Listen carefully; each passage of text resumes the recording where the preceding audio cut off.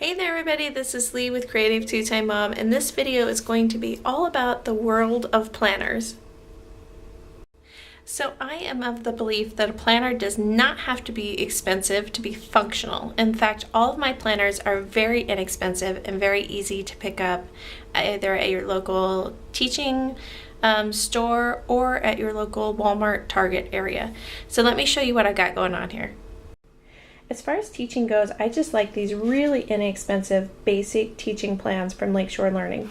They usually run around $7, but I picked these up at the end of the summer for $1.75, and that's because they were last year's style, which I don't really care. They had a ton of these in the clearance bin, and so I grabbed one for each of the kids.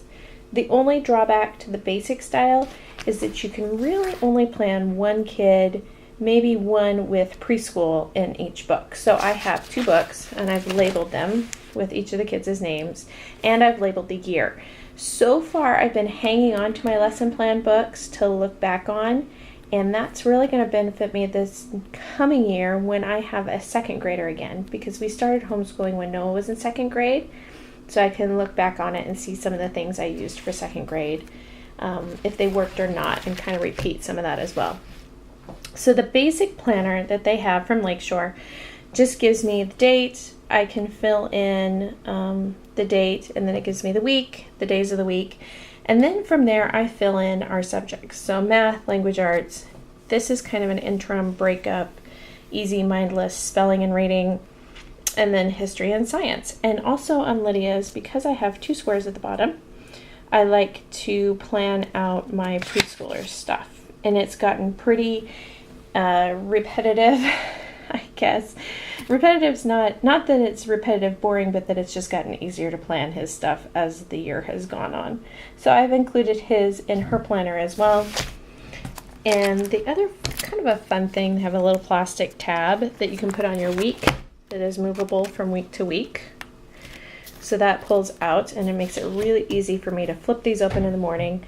The kids also have like assignment sheets every day, but this makes it really easy for me to keep track and to grade as I go, so I can put the grades right into the book. The other thing that might be fun for a public school teacher is it also includes things like class roster, emergency information, student groups. I don't use a lot of this stuff, but again, for $1.75, I don't care if there's extra in it. One of the things that is nice that I haven't used as much as I should are these month at a glance pages. What I wanted to do with this, that I have now done, was I wanted to start planning our field trips and STAAR testing ahead of time, but I haven't done that. But that's what these would be really nice for, I think. As I get special science fair information and stuff, you can start to plan that ahead. Even as a homeschooler, we have all that extra information that comes in that would be nice in the month at a glance. As for my personal planner, I just picked one of these up at Walmart. I usually get them at the dollar store, but my local dollar store was out this year, so I just got one at Walmart. And to my surprise, it was a $2 one. To my surprise, it's actually a 2-year.